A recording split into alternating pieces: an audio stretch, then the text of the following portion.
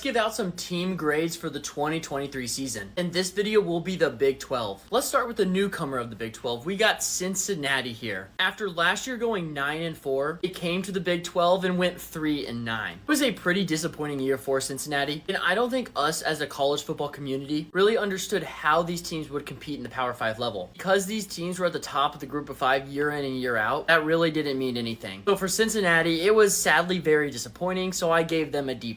Now with another newcomer, we got Houston. Also another disappointing season for Houston. They only went 8-5 last year, so it wasn't too much of a drop off, but it was enough for Holgers to get fired, and Houston picked up the head coach from Tulane, Willie Fritz. I think there are super bright days for Houston in the coming future, but it might take some years to get the talent back up to the Power 5 level. We got another newcomer here with BYU, and their season was just absolutely crazy this year. They started off the season 5-2, and I personally thought that there was no way they wouldn't make a bowl game at that point. But they lost their next 5 games, and they went 5-7. They just showed that they could not compete at the level of the Big 12 yet. So it wasn't the worst season, so I gave them a B-. If they would have made a bowl game, it would have been a couple spots higher. And then with the final newcomer here, you got UCF.